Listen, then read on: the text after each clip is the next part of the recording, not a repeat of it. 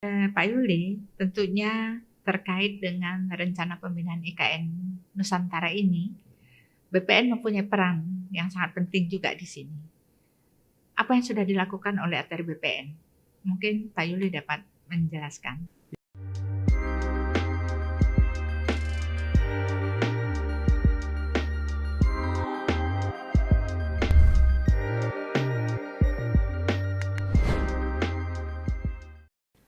Halo sahabat ATR BPN, kali ini kita akan ngobrol terkait dengan IKN Nusantara. DPR RI secara resmi telah mengesahkan Undang-Undang IKN pada bulan Februari 2022 yang lalu.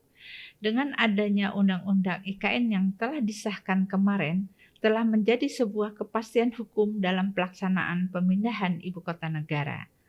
Adapun alasan pemindahan ibu kota negara adalah penduduk Pulau Jawa yang sangat padat, krisis air bersih di Pulau Jawa, konversi lahan terbesar terjadi di Pulau Jawa.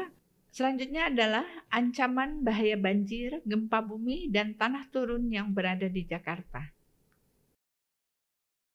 Telah hadir di hadapan saya Direktur Survei Pemetaan Tematik Bapak Yuli Mardiono. Selamat datang di podcast Kementerian ATR BPN, Pak Yuli. Terima kasih. Ya, kita akan ngobrol dengan Pak Yuli. Pak Yuli, tentunya terkait dengan rencana pembinaan IKN Nusantara ini, BPN mempunyai peran yang sangat penting juga di sini. Apa yang sudah dilakukan oleh ATR BPN? Mungkin Pak Yuli dapat menjelaskan. Terima kasih Ibu Yulia. Kami dari Kementerian ATR BPN, khususnya dari Direktorat Jenderal Survei Pemetaan Tanah dan Ruang. Di sini kami mempunyai tugas fungsi pokok, yaitu menyediakan data spasial, tematik. Nah, ini yang menjadi landasan untuk pembangunan IKN. Dan yang sudah kami kerjakan adalah kita melakukan survei pemetaan tematik namanya. Di sana kita melakukan inventarisasi terkait dengan pemilikan, penguasaan, penggunaan, dan pemanfaatan tanah oleh masyarakat di sana. Bagaimana dengan pemilikan tanah yang ada di lokasi IKN? Begini Bu Yulia, bahwa kita melakukan identifikasi terhadap P4T tadi, penguasaannya kita identifikasi, pemilikan, sampai penggunaan pemanfaatan. Ini sangat penting sekali karena kita berbasis bidang tanah, sehingga tidak ada yang luput dari pemetaan kita, sehingga nanti ini jangan sampai ada hak kepedataan masyarakat yang terlanggar. Sehingga ini merupakan fondasi untuk mengambil kebijakan yang akan datang. Pak Dir, Ya. Berapa luasan kawasan IKN Nusantara yang dipersiapkan? Ya. Jadi luasan darat sekitar 256.000 hektar, Ibu. Itu yang sudah kita laksanakan. Ya. Pak Dir, dari 256.000 hektar, saat ini di lokasi itu pemanfaatannya untuk apa saja? Untuk tutupan lahannya itu masih berupa hutan, itu ada 61% dari 256.000 hektar.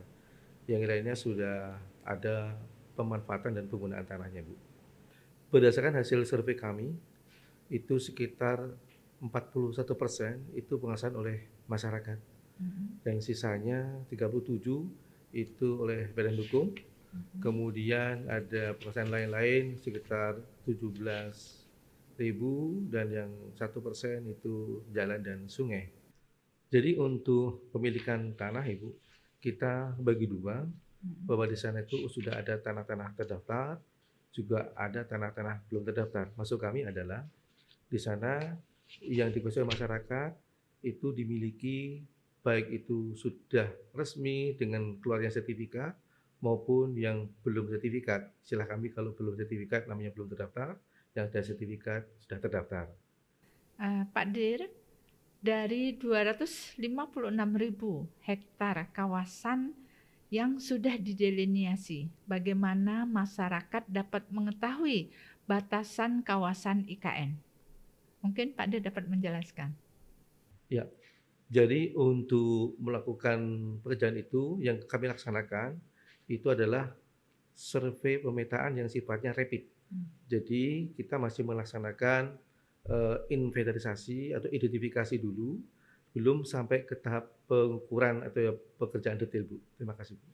Pak Dir, berapa luasan kawasan inti pusat pemerintahan yang sudah dipersiapkan?